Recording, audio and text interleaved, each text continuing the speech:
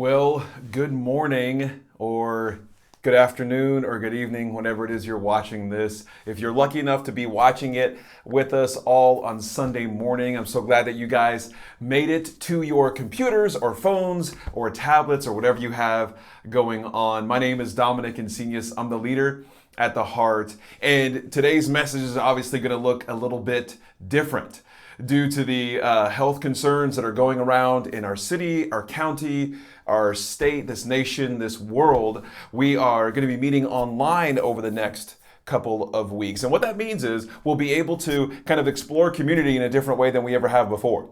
We'll be able to have digital community, digital connection over the next couple of weeks. And I think it's going to be a really cool opportunity to be where we are in our journey of faith, to be where we are in our life, but also to get alone with ourselves. Get alone in our thoughts, take time for prayer, take time to read, take time to sing, take time to go out in nature and to really discover kind of who we are again. Maybe it's been a while since we've kind of turned the noise down in our life, and it's a really cool opportunity to do that. Now, our message series that we have been in over the last couple of weeks is called Yours. And what we have wanted to do is explore this idea of what is yours can be ours, and what is ours can be yours. Right? We wanted to take some time. We looked at kind of what it meant to belong to a community, that our community can become your community, and that when you take steps, your community now becomes ours. When you call something yours, it makes what is ours bigger.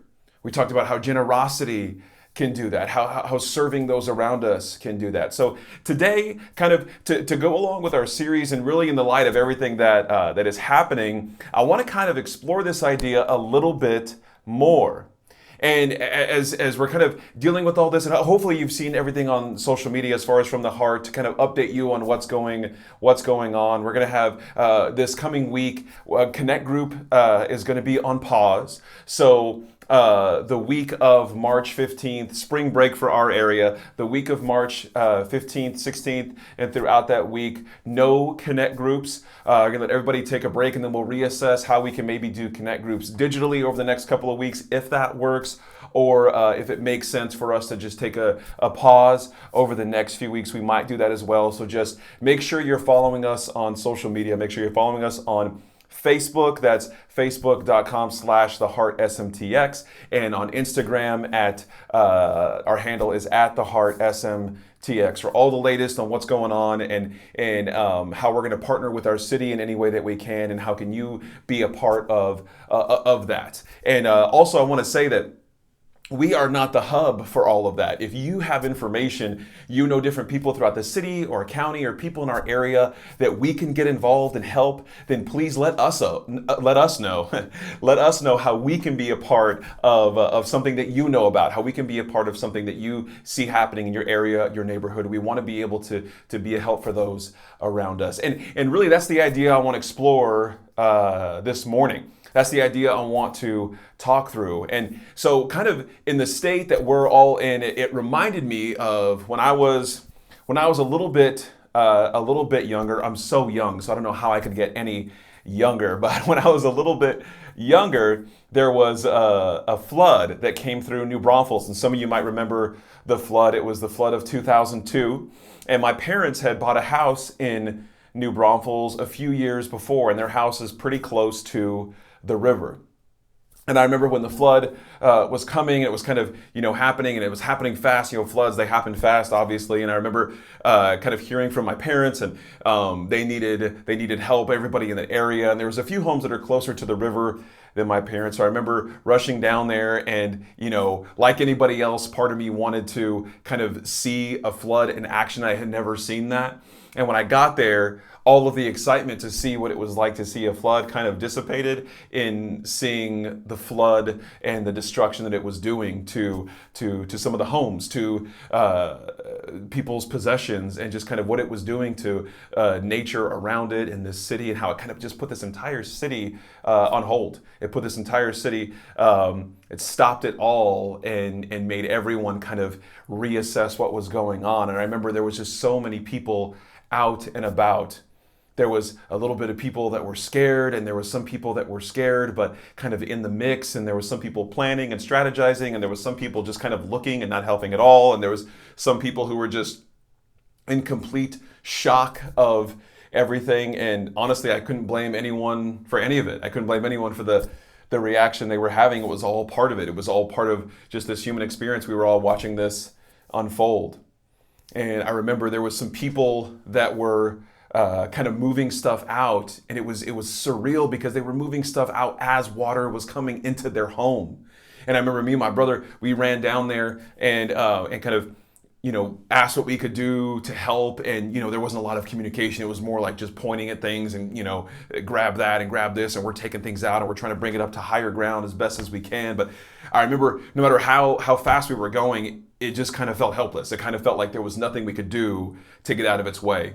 And even the things they were pulling out of the house, it was almost like all you were doing was minimizing the damage and not really stopping any of it. And so I don't know, like I wonder for you, like when's the last emergency that you experienced? The last time there was like this state of panic? It doesn't have to be on a worldwide scale, something in your home, or maybe when you lose something, or something in your family is happening. Maybe somebody is sick, or somebody rushes to the hospital and you get a call in the middle of the night. And I don't want to remind us of these things, but there's these things that happen in our life that really kind of make us think.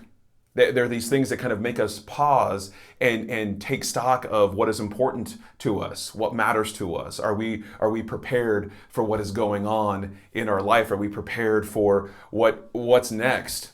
And so what I want to do today is I want to share a little bit of a book of the Bible called 1 Thessalonians. Now, 1 Thessalonians was actually a letter written to a group of people called the Thessalonians, and it was written by a man named Paul. And if you're not familiar with the Bible, it's called 1 Thessalonians because there's two books. There's two letters written to the Thessalonians. This is the first one that they've marked the first one here in the Bible, and Paul was the author of this. Now, Paul was a man who his goal was to stop the Jesus movement. Anything that had to do with Jesus, anything that had to do with what they called followers of the way, he was out to stop that until he had this radical encounter with Jesus. The way the story is told is that he was riding to a town called Damascus, and Jesus encountered him on the road.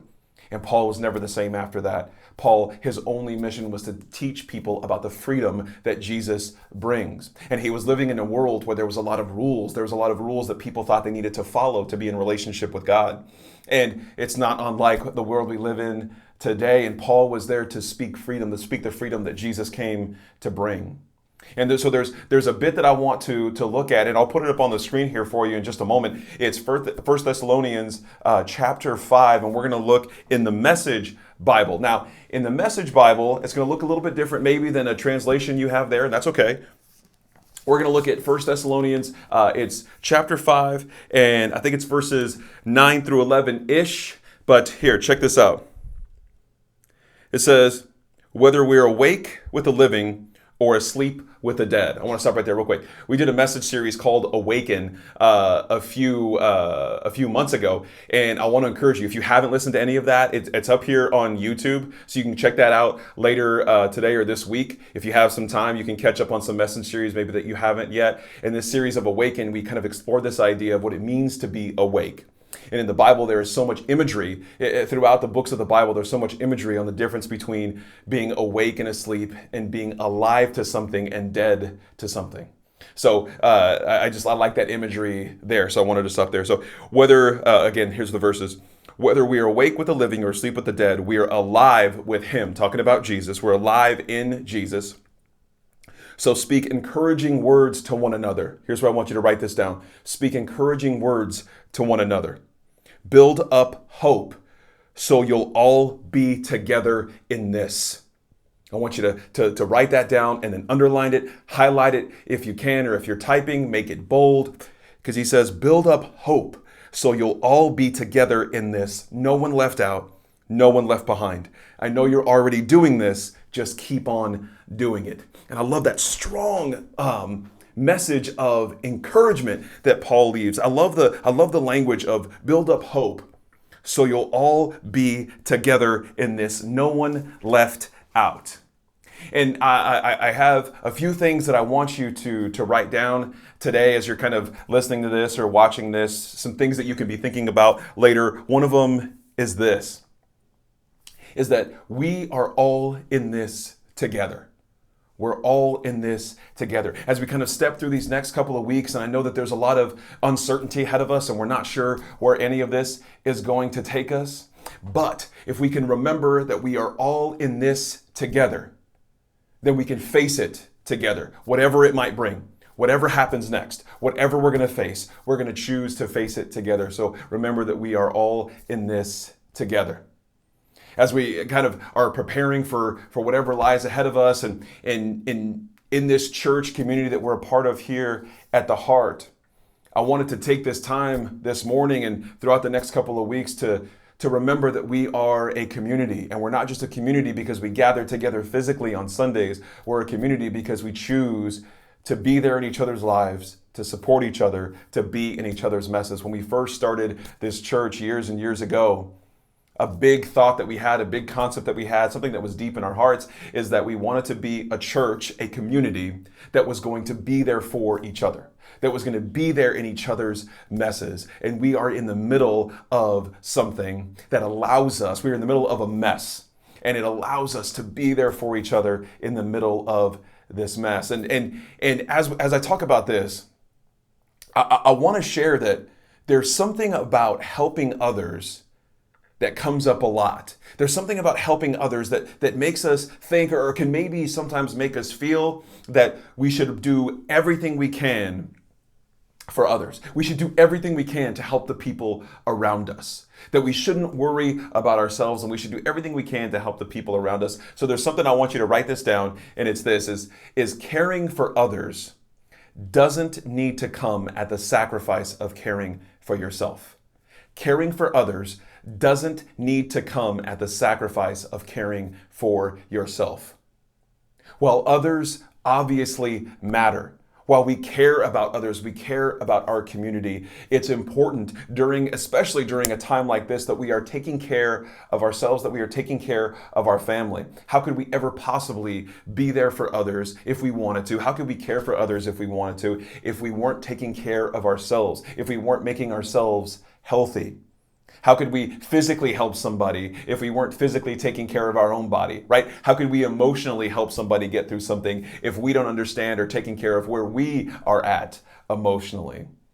And that's kind of the sense, the idea that I'm having through this, that I'm wanting to share with you guys, and kind of taking this forward, is we want to be able to be there for people, but we want to be able to be there for people in a way that allows us to take care of ourselves first.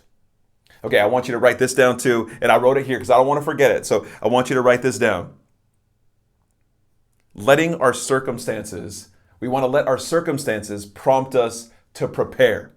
Because if we let this circumstance like this, or circumstances in the future, because what's happening now can really determine how we approach emergency in the future, right? What's happening now can really help us prepare for how we're going to approach fear in the future. Because if we allow this circumstance to prompt an awareness. Here it is. Let our circumstances prompt us to prepare, not panic. We want our circumstances to prompt us to prepare, not panic. See, because panic will cause us to go grab as much as we can. Panic puts fear in the driver's seat. Panic says, I need to have everything around me. But preparedness says, I have what I need. Now, how can I help? If we can allow our circumstances to let us be prepared, not to panic, that we put ourselves in amazing shape to take care of ourselves, to take care of our family, and to take care of those around us. To take care of those around us. We want to be prepared, not panicked. If we can be prepared and not panicked, then we allow ourselves to care for ourselves and to care for others. This is going to be a shorter message today, but I want to share a few more things before we're out for today, and I share some news of what's going on for the future. Now, what I didn't tell you in the story earlier, when I was out there in New Braunfels, and we were going out to help to help my parents. And when we got there was all this craziness, and we were, rushing to this other house and these other people, and watching all this destruction around us. And it was wild because you could hear trees snapping under the weight of just this water pushing it. And it was wild. You could see this house like kind of floating down the river, hit the bridge, and then like crack and fall apart. And it was just all this wild destruction. And I remember that we went outside to help these people. But I got to tell you that before we went out to help the people around us, we prepared inside my parents' house. We were taking things off the floor. We were unplugging electronics and putting them to higher ground. See, we were taking care of what was inside our home. And once we were prepared, once we felt we were prepared for what was coming, then we were able to help others. Then we were able to fully be there for others because we knew that we were prepared. See, we all want to help others, but sometimes we feel like that has to come at the sacrifice of us. And then we get to this point where we feel like we need to protect ourselves. We need to do what we can for us. We need to do what we can for our family. And sometimes we can feel trapped by society or whatever it is. We can feel trapped in order to take care of ourselves, and that means that you're ignoring others. So if we take care of others and that comes at the sacrifice of ourselves, then we're trapped. Or if we take care of ourselves and that means that we're being selfish and not taking care of others, then we're also trapped. So if it can't be one or the other, how do we approach it? How do we move forward? And I think the answer is, and there is no answer, I think where we live in that is right in the middle, right in the gray of the black and white of care for others or care for self. I think where we live is right in the middle in the gray. And we say we will prepare ourselves so we won't be panicked. And if we're not panicked and we are prepared, then that means that we can help others. We can be a help for others. That's what I want us to do. That's going to be my challenge for you today. Every week we have a challenge. Every week I want us to take a step forward in our faith, to take a step forward in this life that we are living. And I want us to be able to remember that we are in this together, to remember that we are a community of people who care for each other. And if we are prepared for what is happening, we are prepared within ourselves, we're prepared within our home, then it sets us up to be successful in helping those around us the way we want to help. Helping from a place where we don't feel guilty because we haven't taken care of ourselves. Helping from a place where if we have abundance, we can bring that abundance. If people are lacking hope, we can bring hope because we are prepared with hope. When people are lacking support and love, then we can bring support and love because we are prepared by having support and love and supporting and loving those around us. That's the kind of community we have always been. So I want to echo the verses that we had is, I know you're already doing this, so keep on doing it. And I've interacted with a lot of our community lately, and being able to meet with the team this week to make this decision to redirect our experiences to online. And, it was a big decision. It was amazing to see a group of leaders who our concern was for you. Our concern was for the people who were going to be visiting the heart. And we don't want to buy into fear, and we don't want to be driven by fear. We want to use wisdom, and we want to be able to prepare and not panic.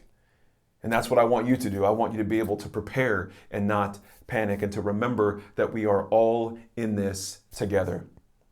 Like you, I've been, watching social media all week and last couple of weeks, trying to understand what's going on with this thing, and looking at Facebook and Instagram and Twitter and trying to keep up on what's the latest, and who's being crazy and who's not being crazy. Who can know? Who could possibly know? But it's been good to see some people's reactions, and people trying to understand, and people trying to be positive and to spread encouragement. And there's this quote that's been going around from Fred Rogers, and I don't know, it hit me deep in my heart, and I wanted to share with you guys. You probably have already seen this or heard this, so I want to read this quote. This is from Fred Rogers. He says, "When I was a boy, and I would see scary things in the news, my mother would say to me, look for the helpers. You will always find people who are helping. And that's what I want to be able to be. That's for me. And I'm not telling you that you need to help. This isn't some sort of guilt or shame thing where I'm telling you that something's wrong with you if you don't help. But we can be helpers. If we choose to help, we are empowered with that choice. We are empowered to help when we are prepared. We are empowered to help when we prepare instead of panic. So that's what I want us to be able to do. I want us to be able to be prepared to step into a place where we can be there for others, so we can spread love, we can spread encouragement, we can spread support as we step forward into this. So I want to pray for you. I want to pray for us, for everything that's going on. So if you could, you don't have to close your eyes if you don't want to. You can leave them wide open. You don't even have to bow your head. I can't see you. You can't prove anything to me. So if you want to, bow your head and close your eyes. And if you don't want to do either of those things, no problem. So let's pray. God, we are so grateful for you. We know that you are a God of love, a God of hope. You are a God that we can choose to trust. So God, I pray that you would give us the boldness that we need to choose to trust you today. God, for the people that are being affected by this, I pray for healing. I pray for health. I pray that we would be able to be a people who are prepared to help those around us, prepared to be there for the people in need. I pray that we'd be able to not feel guilty to take care of ourselves, to not feel guilty to hurry up and go help, that we'd be able to prepare our homes, our lives, and in that it prepares us to help others. So we thank you for that today, God. We thank you for giving us a choice, for empowering us to be the people that you are creating us to be. So we love you. We thank you for that. And we pray that in Jesus' name. Amen. Amen. Now check this out. So as we step forward, remember this coming week, the week of spring break here in San Marcos, Texas. So March 16th and that week, we are on a Connect Group pause. Any events that we are having are for right now suspended. Nothing is canceled. We're just going to postpone what's coming up. That includes HC Youth.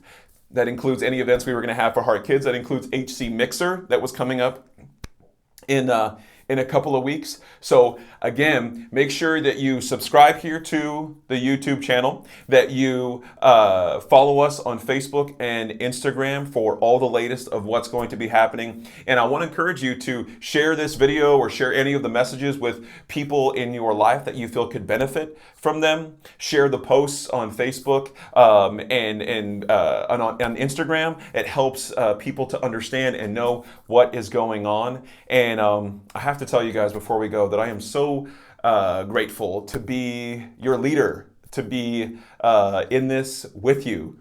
You know, anytime there's a mess, I have always in my life personally felt a comfort in going through a mess with someone.